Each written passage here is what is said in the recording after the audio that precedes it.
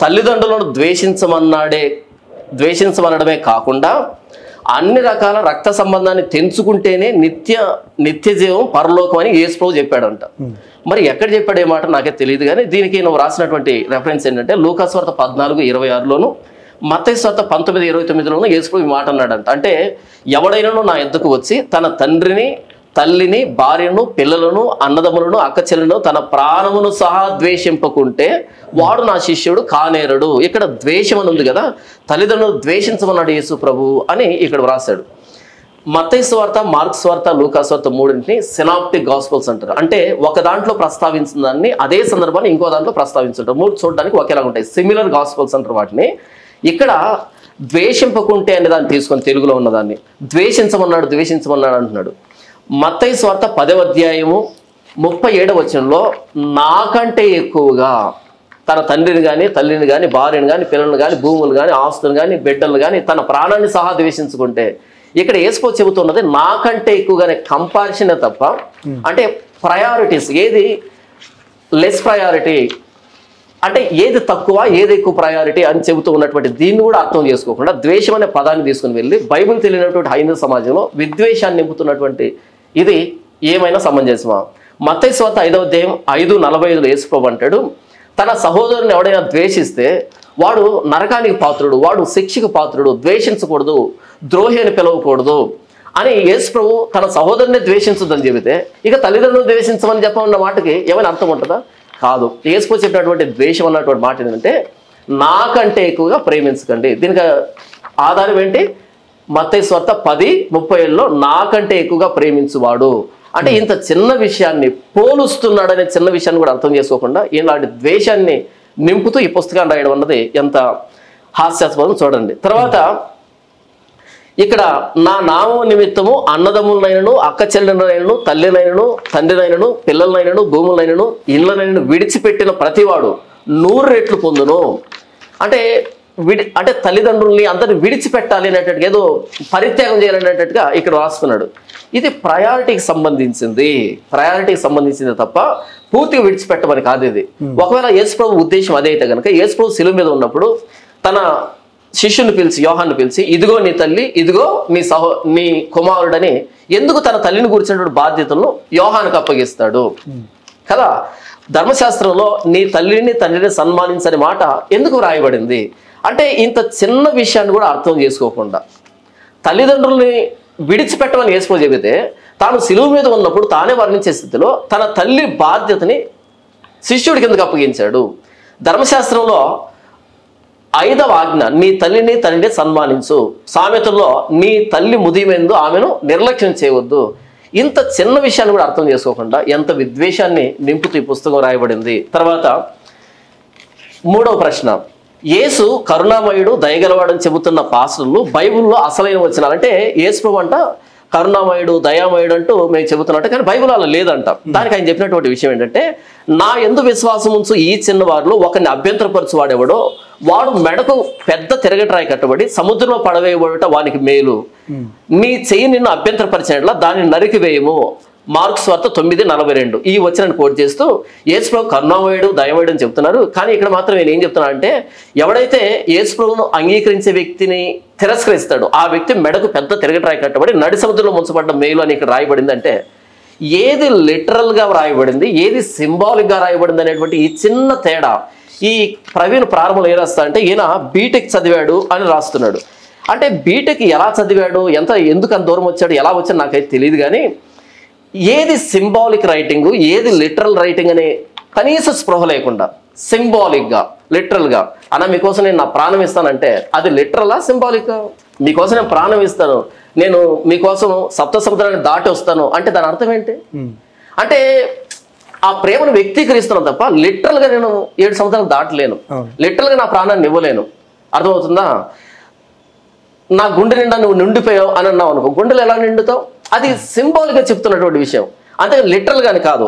ఇక్కడ యేసు ప్రభు ఏం చెప్తున్నాడు అంటే ఎవరైతే నన్ను అంగీకరించే వ్యక్తి అభ్యంతరపరుస్తాడో వాడు కఠినమైన శిక్షను ఎదుర్కొంటాడు అనేటువంటి విషయం చెప్తూ ఉంటే అది సింబాలిక్గా, దాన్ని లిటరల్గా వ్రాసి చూడు యేసు ప్రభు ఉంటాడు నీ చెయ్యి నిన్ను అభ్యంతరపరిస్తే దాన్ని నరికివేయము. మరి ఎంతమంది క్రైస్తవులు చేతులు నరుకున్నారు, కాళ్ళు నరుకున్నారు? అంటే పాపాన్ని అంత తీవ్రంగా పరిగణించండి. పాపాన్ని అంత తీవ్రంగా పరిగణించండి అని చెప్తున్నటువంటి సింబాలిక్ రైటింగ్ని, సేయింగ్ని లిటరల్గా రాసి ఎంతమందిని అపార్థానికి గురి చేస్తున్నాడు. ఇకపోతే నేను తమ్మును ఏలుటకు ఇష్టం లేని నా శత్రువులను ఇక్కడ తీసుకుని వచ్చి నా ఎదుట సంహరించడని చెప్పాను అని ఒక ప్యారబుల్లో ఉన్నటువంటి, ఒక ఉపమానంలో ఉన్నటువంటి ఒక పాత్రను తీసుకొచ్చి దాన్ని యేసు ప్రభుకి ఆపాదించి యేసు ప్రభు నరకం ఉంటున్నాడు అనేటువంటి ఒక విద్వేషాన్ని సమాజంలో రెచ్చగొడుతున్నాడు. ఇది మూడో ప్రశ్న. దీనికి సమాధానం చెప్పాలి. ప్యారబుల్ని ఎందుకు లిటరల్గా తీసుకున్నావు? పైన సింబాలిక్ సేయింగ్ని ఎందుకు లిటరల్ సేయింగ్గా తీసుకున్నావు? ఇది మూడో ప్రశ్న. ఇకపోతే నాలుగో ప్రశ్న, యేసు నమ్మారు కాబట్టి పాములను పట్టుకోమని చెప్పారు, మరి పాసులు పట్టుకుంటారా అని మార్కు సువార్త 16 అధ్యాయం 17 వచ్చిన 18 వచ్చిన ఉన్నటువంటి దీన్ని తీసుకొని నమ్మిన వారి వలన ఈ సూచక్రియలు కనబడతాయి. ఏమనగా నా నామమున దయ్యములు వెళ్ళగొడతారు, కొత్త భాషలు మాట్లాడతారు, పాములు ఎత్తి పట్టుకుంటారు, మరణకరమైన ఏది త్రాగినా వారికి హాని చేయదు, రోగుల మీద చేతులు ఉంచినప్పుడు వారు స్వస్థత ఉందని వారితో చెప్పారు అన్నటువంటి దీంట్లో యేసు నమ్మితే పాములు ఎత్తి పట్టుకుంటారని యేసు చెప్పాడు. కాబట్టి పాస్టర్లంతా పాములు ఎత్తి పట్టుకుంటారా అనేటట్టుగా వ్యంగ్యంగా అయినా ప్రశ్నిస్తూ మాట్లాడుతున్నాడు. అంటే బైబిల్ చదివే విధానం తెలియక మార్కు సువార్త 16వ అధ్యాయంలో యేసు ప్రభు ఎవరిని గురించి మాట్లాడతారు? నమ్మిన వారి వల్ల ఈ సూచక్రియలు కనబడతాయి అని రాయబడిందిగా. ఇంతగా నమ్మిన వారు అంటే ఎవరు? చూడండి 17వ వచనం, నమ్మిన వారి వల్ల ఈ సూచక్రియలు కనబడును. 16వ అధ్యాయం 17వ వచనం, నమ్మిన వారి వల్ల ఈ సూచక్రియలు కనబడు అన్నాడు కదా. 17వ వచనం నమ్మిన వారు అంటే మొదటి వచనం నుంచి ఎవరు నమ్మలేదో మనం వెదిగితే సరిపోతుంది కదా. 17వ వచనం నమ్మిన వారు అంటే మనం ఎక్కడ వెతకాలి? ఎక్కడ పోగొట్టుకుంటే అక్కడ వెతకాలి. ఇక్కడ ప్రశ్న వచ్చినప్పుడు ఎవరిని ప్రశ్నించాలి? ఎవరు నమ్మలేదో చూద్దాం. 16వ అధ్యాయం నుంచి 16వ అధ్యాయంలో 7వ వచనం, మీరు వెళ్ళి ఆయన మీకంటే ముందుగా గలిలోనికి వెళ్ళుచున్నాడని ఆయన మీతో చెప్పినట్టు అక్కడ మీరు ఆయన చూతరని ఆయన శిష్యులతోనూ పేతురుతోనూ చెప్పుడి అనెను. వారు బయటకు వచ్చి విస్మయం నుండి వణుకుచు సమాధి నుండి పారిపోయి వారు భయపడినందున ఎవరితో ఏమీ చెప్పలేదు. ఆయన చెప్పమన్నాడు, వీళ్ళు భయపడి చెప్పలేదు. అంటే భయపడ్డారు వాళ్ళు. 9వ వచనం, ఆదివారం తెల్లవారినప్పుడు యేసు లేచి తాను 7 దయ్యములను వెళ్ళగొట్టిన మగ్దలేన మరియకు మొదట కనబడిను. ఆయనతో ఉండిన వారు దుఃఖపడి ఏడ్చుతుండగా ఆమె వెళ్ళి ఆ సంగతి వారికి తెలియజేశాను. కానీ ఆయన బ్రతికి ఉన్నాడనియు ఆమెకు కనబడిననియు వారు విని నమ్మకపోయేరి. 11వ వచనం, అపోస్తులు యేసు ప్రభు తిరిగి లేచారు నమ్మలేదు అని స్పష్టంగా రాయబడింది. తర్వాత 13వ వచనం, వారు వెళ్ళి తక్కిన వారికి ఆ సంగతి తెలియజేశారు కానీ వారు వీరి మాటలనైనా నమ్మకపోయేరి. మరొకసారి నమ్మకపోయేరి. 11వ వచనం, 11వ వచనం, 13వ వచనం. తర్వాత చూడండి 14వ వచనం, పిమ్మట 11 మంది శిష్యులు భోజనం కూర్చున్నప్పుడు ఆయన వారికి ప్రత్యక్షమై తాను లేచిన తరువాత తన్ను చూచిన వారి మాట నమ్మనందున వారి అపనమ్మిక నిమిత్తమును వారి హృదయ కాఠిన్యము నిమిత్తమును వారిని గద్దించెను. అంటే అపోస్తులు నమ్మలేదు కాబట్టి వారితో యేసు ప్రభు అంటున్నాడు, ఇప్పుడు నమ్మితే మీ వల్ల ఈ సూచక్రియలు జరుగుతాయి అని అపోస్తుల గురించి చెప్తూ ఉంటే ఈయన మాత్రం దాన్ని పట్టుకోవచ్చు. అంటే ఒక పుస్తకాన్ని చదివేటప్పుడు ఆ సందర్భాన్ని విస్మరించి చదివి తాను అపార్థం చేసుకోవడం కాకుండా మొత్తం ప్రపంచాన్ని అపార్థం చేయించడానికి మరి పాస్టర్లంతా పాములు ఎత్తి పట్టుకుంటారా అని మాట్లాడుతున్నాడు. అంటే ఒక పుస్తకంలో కనీసం 17 వచనాలు కూడా ముందు చదవనటువంటి ఆ ఆతృత దేనికి? బీటెక్ చదివానని చెప్పుకుంటూ 17 వచనాల్లో సందర్భం ఏంటి, ఎవరు నమ్మలేదు, ఎవరు చెప్తున్నాడు అనే సందర్భం కూడా తెలియకుండా అందరిని అపార్థం పాలు చేయడం, క్రైస్తవం పట్ల ద్వేషాన్ని నింపడం ఏమైనా బాధ్యత ఉందా క్రైస్తవం పట్ల? తర్వాత ఇది 4వ ప్రశ్న. 5వ ప్రశ్న చూడండి, అసలు యేసు ఈ భూమి మీదకి ఎందుకు వచ్చాడు అంటూ లూకాసు వార్త 12వ అధ్యాయం 49, 50, 51 వచనాలు కోట్ చేస్తూ నేను భూమి మీద అగ్ని వేయవచ్చితిని, అది ఇదివరకే రగులుకొని మండవలనని ఎంతో కోరుచున్నాను. నేను భూమి మీద సమాధానం కలిగజేయవచ్చుతానని మీరు తలంచున్నారా? కాదు, భేదమే కలిగజేయవచ్చుతానని మీతో చెప్పుచున్నాను. ఇప్పటి నుండి ఒక ఇంట్లో 5గురు వేరుపడి ఇద్దరికి విరోధంగా ముగ్గురు, ముగ్గురికి విరోధంగా ఇద్దరు ఉందరు, తండ్రి కుమారునికి, కుమారుడు తండ్రికి, తల్లి కుమార్తెకు, కుమారుడు తల్లికి అని ఇక్కడ ఒక అపార్థం వచ్చేటట్టుగా ఈ వ్యక్తి వ్రాస్తూ ఉన్నాడు.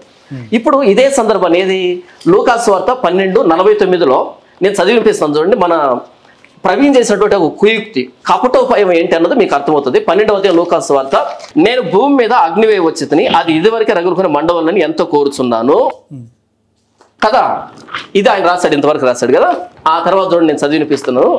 అయితే నేను పొందవలసిన బాప్తిస్మం ఉన్నది, అది నెరవేరు వరకు నేను ఎంతో ఇబ్బంది పడుతున్నాను అన్నాడు ఆయన.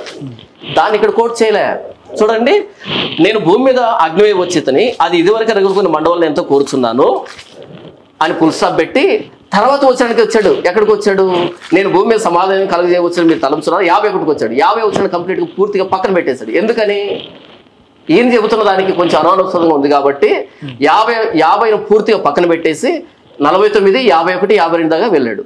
అంటే ఒక సందర్భాన్ని పూర్తిగా రాయకుండా దాంట్లో అసలైన విషయాలు పక్కన పెట్టి ఇంతకు యేసు ప్రభు నేను పొందవలసిన బాప్తిసం ఉన్నది, అది పొందేంత వరకు నేను ఇబ్బంది పడుతున్నాను అన్నటువంటి ఆ బాప్తిసం ఏంటి తెలిస్తే యేసు ప్రభు ఏ అగ్ని వేయడానికి వచ్చాడని తెలుస్తుంది. అంటే 50 వచనం స్కిప్ చేసి 49, 51, 52 అంటే స్కిప్ చేయడం, అంటే చెర్రీ పికింగ్, స్కిప్పింగ్ చేశాడు. ఆ స్కిప్పింగ్ చేయకుండా దానికి అర్థం చెప్పి చెబితే తర్వాత నేను అగ్ని వేయడం అంటే ఏంటో నేను సమాధానం చెబుతాను.